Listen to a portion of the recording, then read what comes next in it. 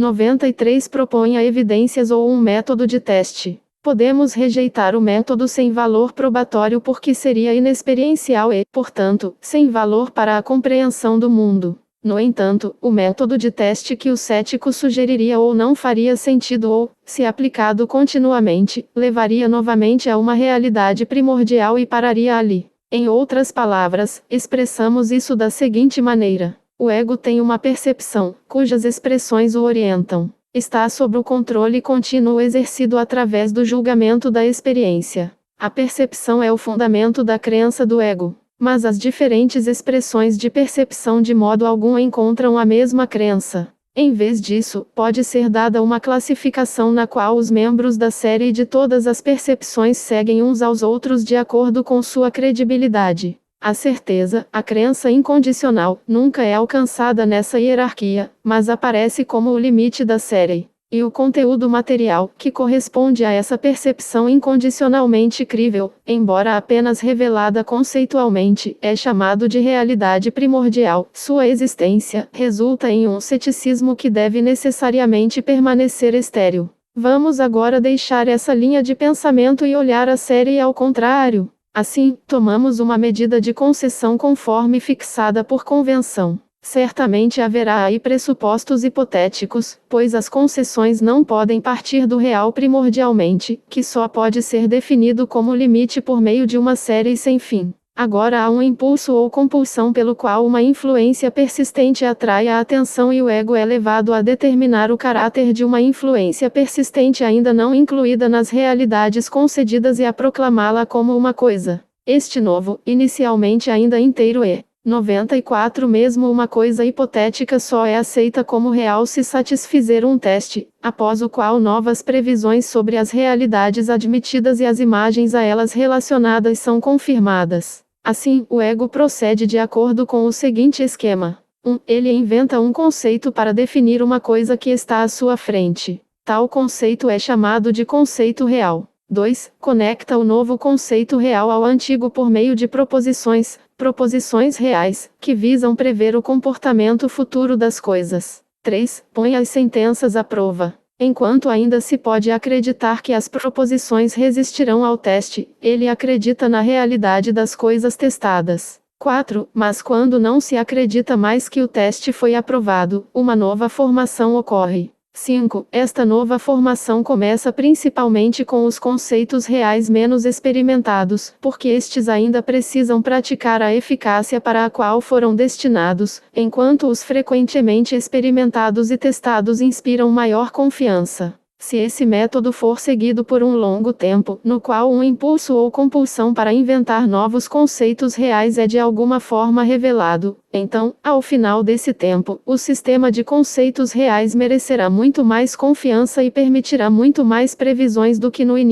começo, pois as proposições que ligavam os conceitos reais eram constantemente postas à prova, e apenas sobreviviam as que passavam no teste. Houve uma seleção entre eles, dos quais, segundo 5, os que tinham pouca experiência foram vítimas. E através dos novos conceitos reais, que foram concebidos de acordo com um impulso ou compulsão, novas classes de previsões tornaram-se possíveis. O ego não fica indiferente a esse acontecimento, pois a previsão é importante para suas expectativas, ou seja, sua provisão para a vida, que lhe interessa muito. Como qualquer outro evento, procura esperar esse evento, antecipá-lo e desenvolve a capacidade de julgá-lo. Como resultado da aquisição de 95 tal propriedade já pode indicar o resultado de uma nova seleção a ser realizada antes do teste. Consequentemente, ele postula os conceitos reais como dotados de diferentes graus de poder ou força ou resiliência ou durabilidade e concede a vitória aos mais fortes desde o início.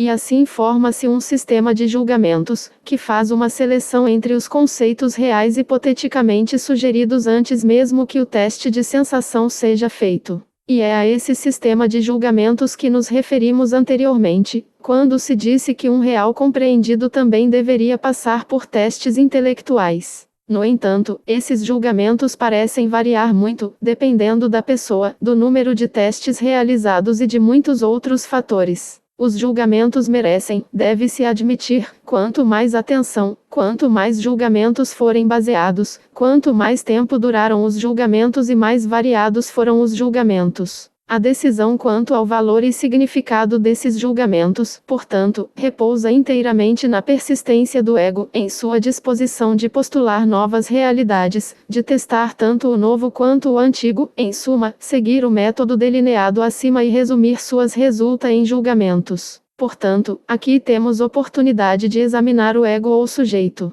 Olhando para trás agora, descobrimos que em nenhum lugar o eu foi definido como uma única pessoa. Nada impede que seja entendido como constituído por uma multiplicidade de pessoas separadas. E a partir deste germe podemos expandir continuamente o ego até que ele abranja um número infinito de pessoas e sua duração seja eterna. Se isso for feito, o processo de testar e adquirir a capacidade de julgar que acabamos de descrever adquire um significado completamente diferente, muito mais profundo, e aqueles julgamentos do ego que representam os testes intelectuais da realidade, uma vez que são baseados em tentativas infinitamente variadas, durante um período de tempo infinitamente longo são permanentemente empregados, apoiados, recebem o poder da certeza incondicional. Com esse objetivo em mente, portanto, nos voltamos para o problema de investigar o ego, ou digamos, a consciência, como ela é realmente representada no mundo.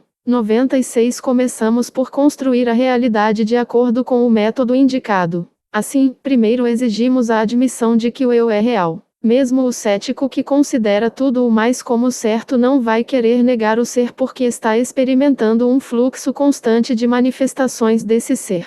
É possível que ele analise esse eu e elimine muito do que costuma incluir nele. Mas ele ainda terá que deixar o suficiente de si para representar a consciência e a imaginação em termos reais. A segunda concessão a ser exigida é que outras pessoas existam ao seu lado. Certamente o teste de sua realidade é bem diferente daquele do próprio eu. Reconhecemos isso diretamente de dentro, por assim dizer. Ainda temos que construir os outros por meio de um ato direto de pensamento, mas despertando pensamentos em nós por meio da linguagem, agindo como esperamos que hajamos, em suma, por colocadas em seu lugar. Tantas evidências nos pressionam com tanta força que nenhum homem são até agora pensou ser outra coisa senão um entre muitos, todos participando da mesma coisidade. Se a multiplicidade dos seres humanos é agora reconhecida e o conceito de humanidade formado, então o ego, originalmente concebido apenas como o próprio eu, se expande na sociedade humana. Agora é seu pensar, fazer, sentir que é atribuído à consciência, e sua tolerância que compõe a ideia. E com isso é dada uma duração para o ego, que é muito longa em relação à duração do self, porque agora a morte de poucos não pode fazer mal ao ego, e ele constantemente se renova. Ao mesmo tempo, o processo pelo qual o ego concebe novas coisas hipotéticas, as testa, as retém ou as rejeita é assim ampliado, tanto em extensão quanto em duração. Tudo isso está acontecendo agora através de uma multidão de indivíduos. E estes não concordam de forma alguma, mas o acordo só é criado gradualmente com a ajuda da comunicação através da linguagem e da impressão do que experimentamos juntos. Tal processo, através do qual o conflito do 97 partes é gradualmente terminada, mas não é de forma alguma contrária à unidade da humanidade. Como todo indivíduo abriga opiniões e tendências conflitantes, ele vacila até que uma opinião seja esclarecida por meio de uma crise, uma decisão seja tomada e, no entanto, reconhecidamente, a unidade do eu não foi destruída por essa luta interior. Ao contrário, o conflito de opiniões e intenções entre as pessoas é favorável à seleção que rege os conceitos reais. E o julgamento assim testado por conflitos recorrentes e esclarecido por comunicação mútua tem uma força e versatilidade bem diferentes do que seria possível no ser humano individual.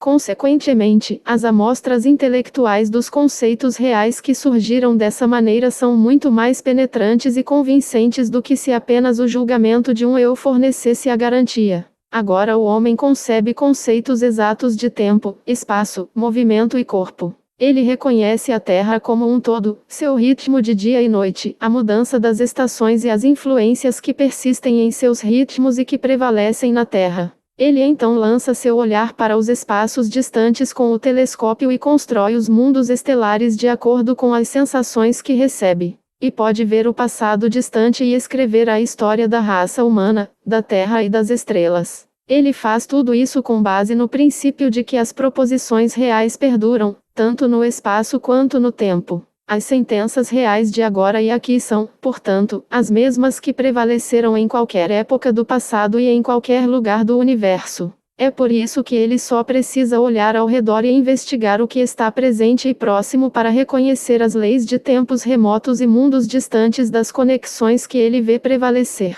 Os motivos que nos levaram a expandir o ego para a humanidade ainda não se esgotaram em sua eficácia, mas nos obrigam a incluir tudo o que já existiu ou existirá no ego. Isso se torna evidente quando se estende as considerações acima a todos os seres vivos. E ao fazê-lo finalmente chegamos à conclusão. Lasker, The Understanding of the World Genetics por Science em 1815.